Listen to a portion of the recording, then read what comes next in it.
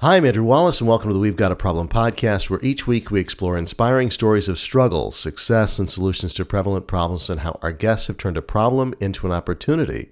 This week, I'm joined by Peter Christian, a business consultant with 40-plus years of experience in the consumer goods industry, helping more than 300 clients reduce costs and increase profitability by millions of dollars, while simultaneously saving and adding thousands of jobs. This is something I'm particularly passionate about, and Peter, I'm so glad to have me on the show. Welcome. Thank you for having me. Absolutely. So give me a little bit, and our listeners, a little bit of your history. How did you kind of get your start? How did you grow up in your career? What was your kind of defining moment? Well, if you go back to my college days, I studied engineering, industrial engineering at both Rutgers University and Lehigh Universities up in the Northeast, and wanted to get into really business and operations. And the reason I studied industrial engineering was, while it had technical aspects to it, it dealt a lot with people. And that was something I always wanted to do. So even though I started in engineering, I gravitated toward business operations and so forth.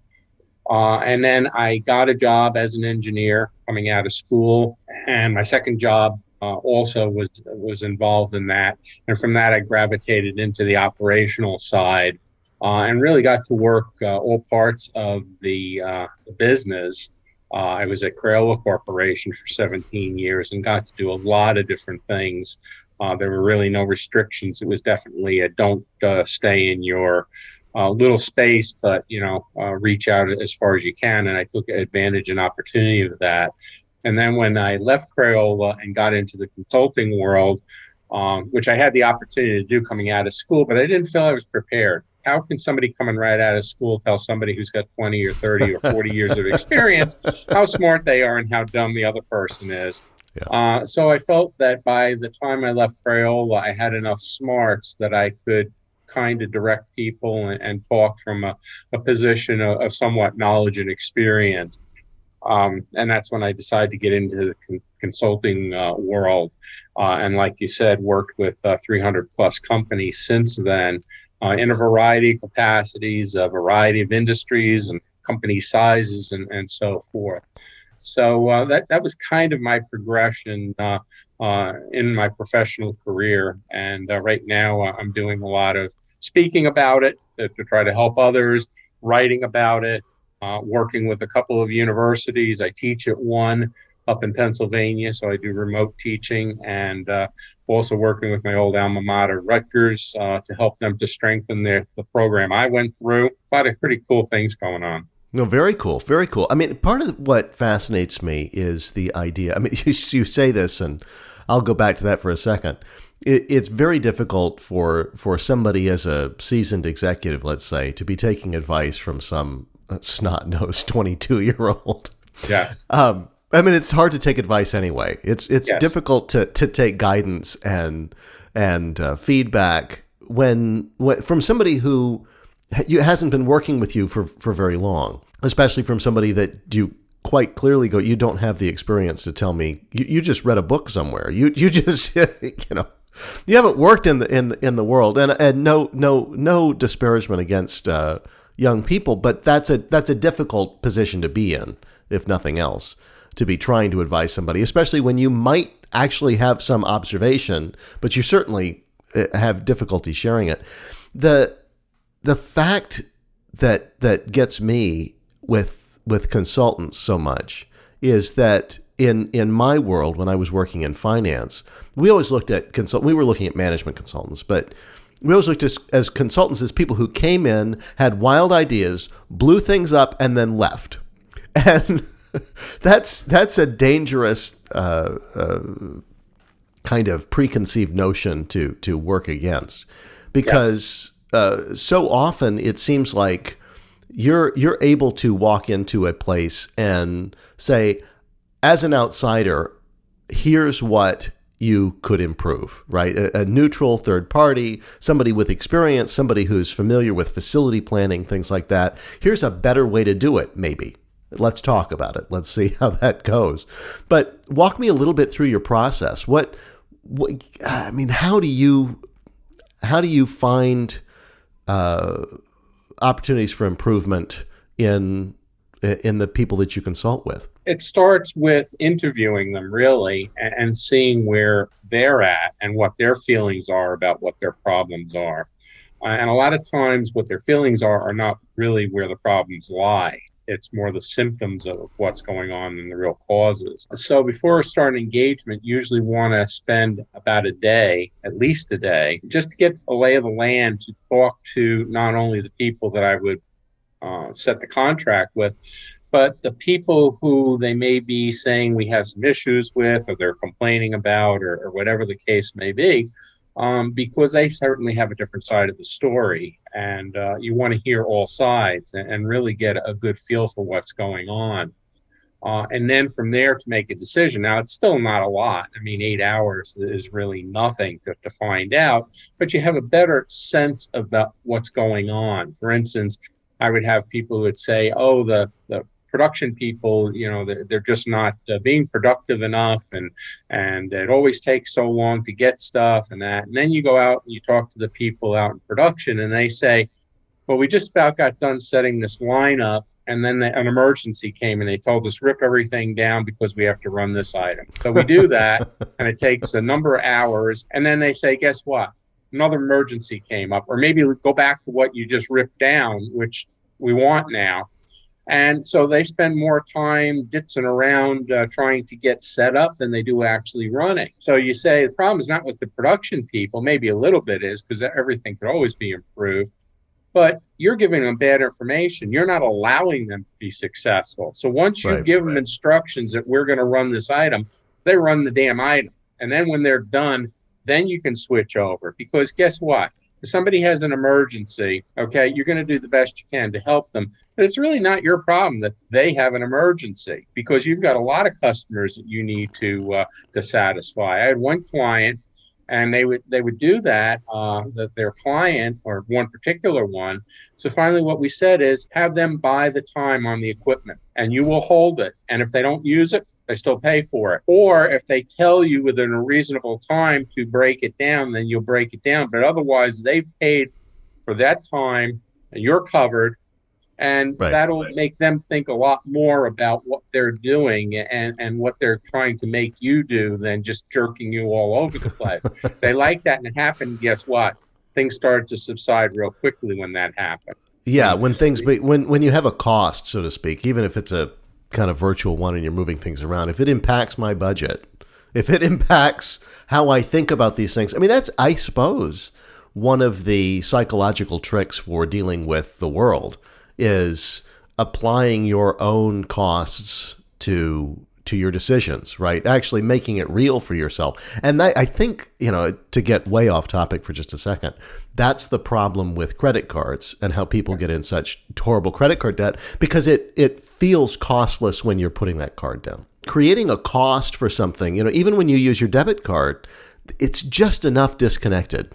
It's just enough disconnected from the transaction that you don't add it up in your head. Whereas if you had to pull out $100 bill from your wallet and hand it to somebody, it gives you just that little bit of friction. And I think in facility planning and production planning and all these kinds of things, internally, when it's like, well, they're disconnected from the costs of making these decisions, and get to kind of say, well, it's their fault they weren't able to do it. And you go, well, you created this mess. You went and companies don't realize that every decision they make has a consequence to it, usually a financial consequence.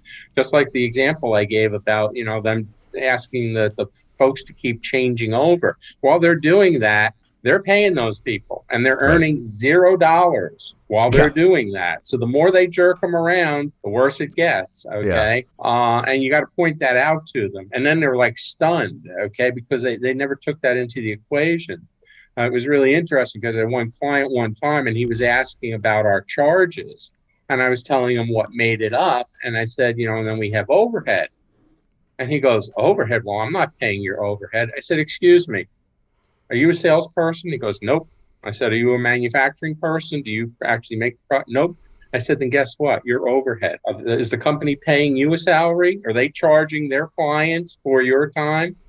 And he kind of looked at me and went, overhead. I'm paying, they're paying yours, you're paying mine. So yeah, but well, and that's somebody who just, hasn't ever hired anybody for a job, a contractor, whatever, right? You hire a good contractor to do a large job, and it's broken out into time, materials, and overhead is a line item because it's not costless for me to have a back office and all these things that have to happen to handle billing you and taking care of the invoices and do all these things. It's there. Yep. So talk to me about, I'm curious because you've worked a lot, you've seen a lot in facility planning and all these kinds of things. What is, and you obviously don't use any names here, but what is worst case of facility planning you've seen? The worst case, and it goes back to one of the books I wrote called What About the Vermin Problem? And it was an actual story. Myself and a colleague were working with a company on developing a facility plan for the company. They were growing and they had kind of outgrown their space, at least they thought so. And the decision was, do they put an expansion onto the current facility or do they build a new facility and sell this one or whatever the case may be? So we were working with them for about 6 or 7 months. And in that time, we asked a lot of questions about not just how they were growing with what they had, but what they were going to add, because you've got to take that into account, because that probably means new equipment and materials and so forth. And we would get an answer one day and they change it the next day. And then we get information we didn't want. And they were just driving us nuts. So finally we said, knock it off. You got to answer the questions and you got to put some stakes in the ground, because you can't keep changing every other day or we'll never get done.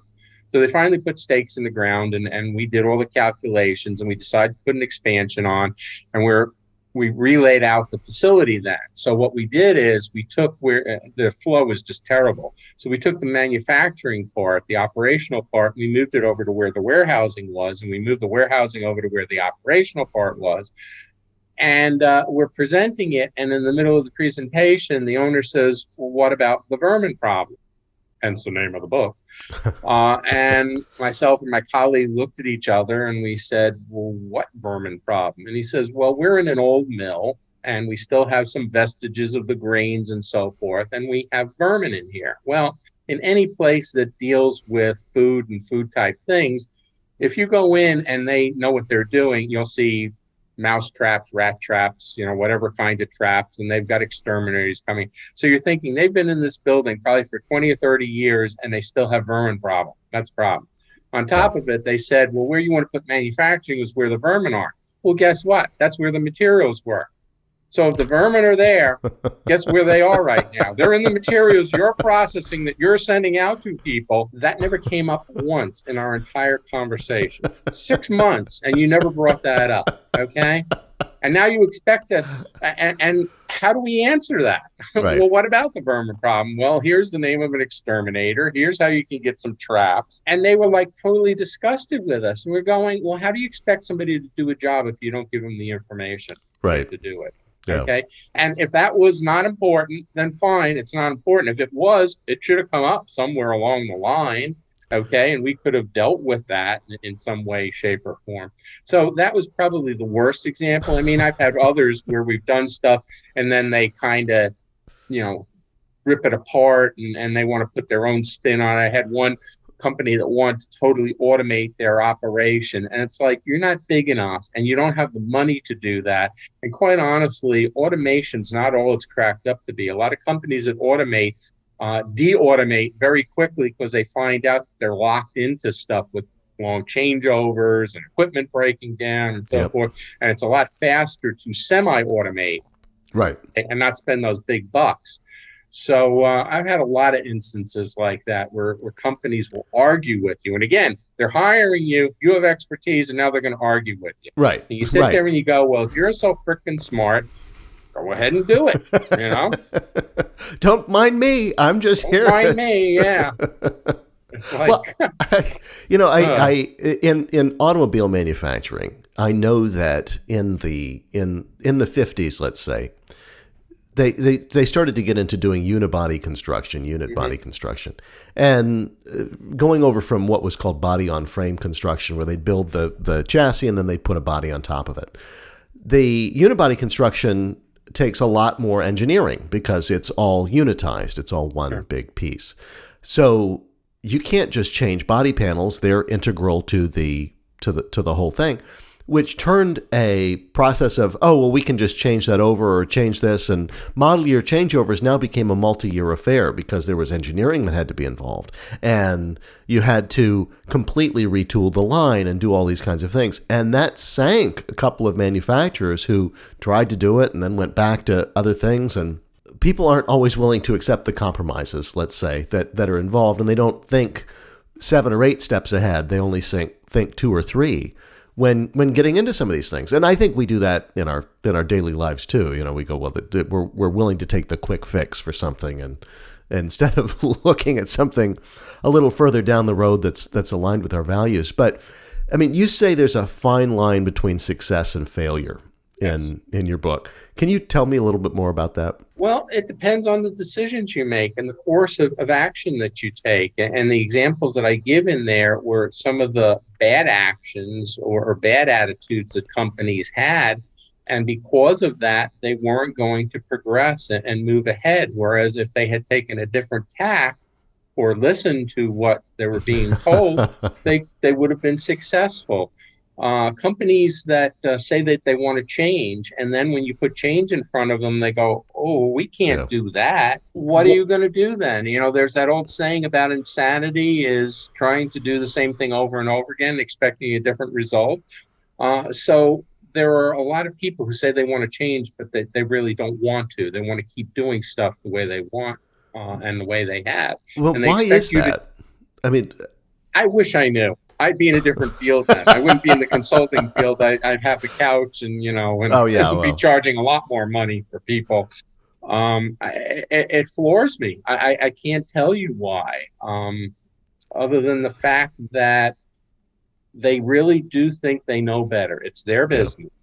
Okay. Yeah. And when somebody comes in and tells them they're doing it wrong, they resent it, which I can understand to a degree. But if it's done correctly and in a positive sense, and I always try to do that, there shouldn't be an issue, because you know that something's wrong and you got to fix it. Okay. Yeah. And something is going to change because of that, because when you fix it, it's not going to be the same. But yet they will fight with you about it, or they'll tell you how smart they are. Okay. Right. I can't tell you how many times I would come up with the solution and the person would say, well, you didn't tell me anything I didn't know already. Right. Well, to me, that is, are you really that stupid that you knew about this? And then you didn't do anything about it. And then on top of it, you brought somebody like me in, spent my time, spent your money, and now you're going to tell me you knew about it all the time. Right.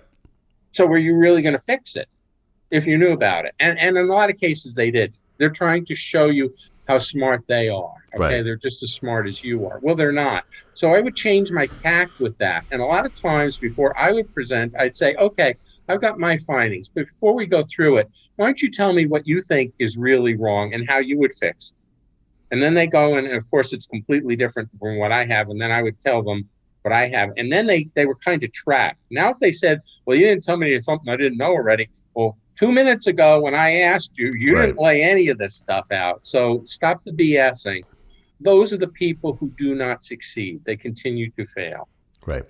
I had one client, we gave them a number of things to improve upon. And then we said, we will help you to do that. No, we have it. We can take care of it. We got all these bright people, blah, blah, blah.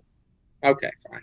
So, I don't know, 9 months or a year goes by, and a colleague of mine who provided funding for the project calls me up and he says, they're very disappointed with you and the work that you did. I said, because we asked them, you know, with the improvements that are going to be made, how much money do you think that you will save? And they said, about $500,000. Pretty good. All right. So I said, so they did the changes and what didn't work? He says, they didn't change anything. They didn't do any of the implementation. Yeah, you're laughing. You got to laugh. I'm going, are we really having this conversation? So they didn't do any of the changes that they agreed to, that they said would be worth $500,000, and they're disappointed with me? Right. I said, why are we even having this conversation? They told me they didn't need me. They could do it. Well, they didn't like this meeting, or they didn't like, I'm going, that has nothing to do with it. They all agreed to the changes that we came on. Forget about the process. And I'm teaching a project management course, and we just talked about it. And I said that what's important at the end is the end result, not the Right. process. Yes. Okay. But too many people deal on the process, how you got there. And it doesn't matter. You can have the best process in the world. And if you don't get what you wanted at the end, you failed. If you get to the end and you get everything you want and the process had to change a little bit in the in between, not such a bad thing. So you make an adjustment for the next time. So, I mean, it just floors you. And again, how do you answer something like that? Right. So you didn't make any changes and you're disappointed with me because you didn't get the result. Yeah. Sounds like a personal problem to me. That sounds like a big personal problem. Well, part of it, I think part of the thing that people hire a consultant or bring somebody in, you wonder if they're just looking for validation that, well, what I thought that's got to be it. What, whatever. Blame somebody else. You go, well, it's those people over there. I go back to that corporate raider guy. Oh, come on, Carl Icahn. Okay. Right? Carl Icahn went in and he purchased a company, and he said, for the best of my knowledge, I could not figure out what 3 floors of people did in this office building. He goes, so I can't figure out what they do. So I went and talked to them, and I just visited every floor of every person. What's your day to day? What are you up to? What's the, how does this process work? And he's trying to figure it out. And he goes, I spent 3 weeks, still couldn't figure out what they did. So I said, I got to go talk to the engineers. So he goes to talk to the chief engineer out in Ohio or somewhere instead of New York. And he goes, so what do the people in New York do? And the guy goes, for the best of my knowledge, I can't figure out what they do. And I think he fired 3 floors of people. I mean, he just, he goes, and the company kept running and we made more money and everything worked. I got one other good story for you. Okay. Working with a food processing company. They bought another company that was in a similar field, but in a slightly different market than theirs. So they were basically buying into the market. And it was an antiquated plant that they had. They were still running it. So we went in to do work, and we came up with all sorts of improvements and realized it. And they gained all sorts of time, had more capacity and so forth without adding any people or equipment or anything. Okay. But the owners of the company that bought the other one, they really, some of them just didn't like the company and the facility, and they wanted to close it down. So they knew that we weren't going to do that because we had already come up with all these improvements and we knew how to get them going and stuff. So they brought in a very large, very well-known consulting company to prove that they should close this facility down. So this company came, and some of their folks called me up because they wanted the background on what we did. And I said, I really don't envy you. And they said, what do you mean? And I said, because they want you to close this facility. That is going to be a big mistake because the capacity that they're running and the demand that they have in there, they can't absorb it back into their other facility. I said, I know that for a fact. So you help them to do that. And when they close it, there's going to be all health pay in the other facility. And guess who they're going to blame? They're going to blame you because you put the recommendation out. So the guy goes, how do I get out of working on this project? And I said, quit your job and find another company to work for. I said, you're stuck, buddy. I said, because I went through that. I went through that at Crayola. We sold a business. We owned a brush making facility in the Dominican Republic. There were only 3 brush making facilities throughout the world. We were one of the 3. And companies were coming to us left and right for us to make brushes. And our executives turned them down. And in fact, they wound up selling the brush plant. Okay, that's fine. But then what they did is they turned around and became buyers of the company, the product that we had just sold. And it was a fiasco. We couldn't get stuff on time. The quality stunk. I said, I was through that. I was through that. I said, I know what the end result is, and it's not pretty. And I don't envy you being in your position. Have a nice day. And sure enough, that's what happened. They closed the facility down. They tried to absorb the production into the main one. They couldn't do it. Now they couldn't get product out. It was a real fiasco that they ran into. I'll bet it was. I mean, any of that stuff. So look, supply chain has been in the news a lot lately, right? Yeah. And those kinds of decisions that have been made in the past are coming back to bite us. I mean, where did we go wrong? How can we fix this? What do you see? You've got a front row seat to some of this stuff. We outsourced way too much stuff. We put too many things overseas that shouldn't have been, okay? Because I saw that happening again at Crayola, where they were starting to make a move over to China. And we were having a lot of headaches back then with quality and delivery and so forth. Yeah. Well, once you give that stuff away, and I think one of the credos of business is if you can do it and do it best, you hold on to it, you keep it close. If somebody else is the expert, okay, fine, you give that to them. Well, too many companies have ceded their expertise overseas to other people, and they don't own it anymore. So they're now subject to those folks. And particularly, with China, you see what's going on. They're vying with us for business supremacy. So now if they control everything, they can squeeze. If suddenly they can't supply to us, what are we going to do? Where else are we going to go right now? To start up another operation somewhere would take a heck of a lot of time and cause a lot of problems. Most of the chips that are in the United States are made overseas now. Right.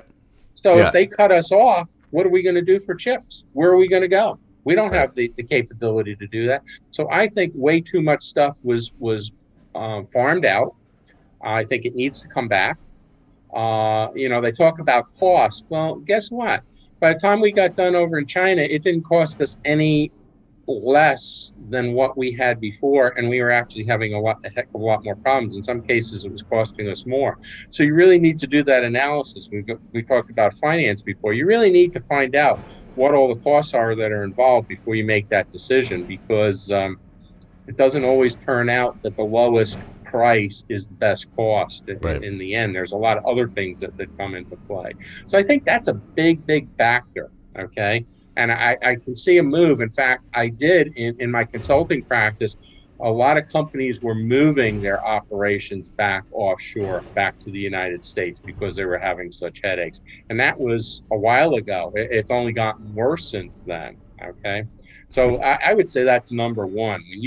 When you cede stuff away and you're dependent on them, they got you now. They got you by the throat. Yeah. And, it's because part of the question is, how do we keep jobs here without letting costs balloon? Or the concern of businesses, because they're going, well, we can't. I think in a way we've been living somewhat of a subsidized life for the last several years, that things actually haven't cost what they should have cost, and ignore the manufacturing savings itself or the lower labor cost in other countries. The other thing that we're missing out on is the environmental cost for some of these things, that we have to comply with things that keep the water clean, and you can't dump cadmium into the water and the air and all this stuff. And in a lot of other places, they kind of play fast and loose with those kind of protections, workplace protections, all these things. And so the true cost is not even in the product that we're buying. But how do we? I mean, that's painful to bring things back. How? What's the solution? I just remember growing up, and my father said to me at one time, he said, the countries that will really take leadership are the ones that either have a surplus of natural resources that they utilize, okay, or manufacturing, okay? They make product and they sell product. And those are the things that are really going to drive the economy and make a company wealthy. And when you see that stuff, and we did to a large degree, we said, oh, we're going to be a service economy. All right. We're not going to make things.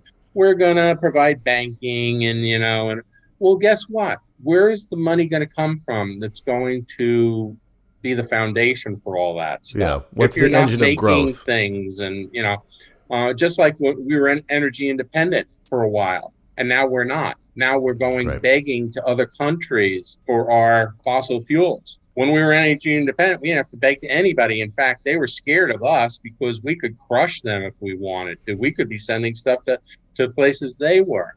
So again, to make money, you've got to produce something. And when you're not producing, service only goes so far. Yeah. But at the end, you need to have products, okay? And again, what are you servicing? If you don't have products, what are you at the end, exactly? what are you servicing? We can't can't all deliver pizzas to each other. What's the... It's like those 3 floors of that Carl Icahn got rid of. They weren't servicing anybody. When he got rid of them, didn't make a difference. And in fact, not only were they more productive, they probably saved a pile of money too. Yeah, they did. Yeah, they did. So I see a lot of that, and I think that it'll turn. Okay, it's going to take some time because you got to build the industries back up again. In order to do that. But we're learning a long, hard, painful lesson. Yeah, for sure. So we're coming close to the end here. I have a couple of questions I'd like to ask everybody. And the first of which is, what is the biggest fallacy? And it can be anything, really. But what's the biggest fallacy in your industry, the world, whatever, that you think everybody buys into, but that turns out to be total hogwash? That other countries are our friends and they want to see us do well and our industries in that. And when we say America first, guess what? Italy is saying Italy first. France is saying France first. China is saying China first. Okay. And whatever policies they put out are in their best interests, not in the interest of us, our companies. Yeah. And similarly, where we as enterprises are, again, it should be we're first. Now, in order to do that, you still need to work with other companies and, you've got clients and so forth. And you got to take that all into account and you got to treat them right. But if you're not looking at yourself as being the top, growing and being prominent, and you're not taking care of yourself and your folks, then you're making a big, big, big mistake. Yeah. And these folks that come out and say, oh, well, the reason for a company is to provide community service to other people. No, it isn't. Okay. Right. They do that after they're so darn successful that they can afford to. All right. And yeah, it's a good PR and all that stuff, but that's not what they're there for. Yeah. Those are what the nonprofits, and even nonprofits, by the way, make profits. So they're not totally. No, they're there to make a better mousetrap, so to speak, right? Their contribution is they made a better thing for you to buy. They made something that you wanted, that they created jobs, they did all these things. They made something great and they won in the market. That is their contribution to society. And it's a great one, and one that is so often overlooked. So on the other side of that, what do you think the most underrated concept is that everybody overlooks? That you can always buy something somewhere cheaper than what you're doing. So therefore, you shouldn't be doing it. You can always do it more cheaply somewhere else. Okay? Because again, you need to look at the totality of what's involved. Okay, that the materials can get there on time, that they can be processed, that you can get them back to you, that the quality is going to be there. They're going to take the same care and attention that you would take. I am a firm believer that the more control a company has over what they're doing in their own desk, the better off they are. And when they see that stuff, then they are really asking for a lot of trouble. It'll happen on occasion. I mean, there's always exceptions to the rule. By and large, the companies that have control over what they're doing and how they're doing it are going to be more successful than the ones that have farmed it out. Because eventually, the people who own that stuff and are providing to them, if they squeeze them hard enough, they'll take them over. Right. Or kill them. Yeah, absolutely. Absolutely. Peter, thank you so much. Folks, if you want to know more about Peter, you can find him on his website at petechristianbooks.com, LinkedIn, and his books, What About the Vermin Problem and Influences and Influencers, are both available on Amazon. Links are in the show notes as always. Until next time, I'm Andrew Wallace, and we don't have a problem. We've got an opportunity.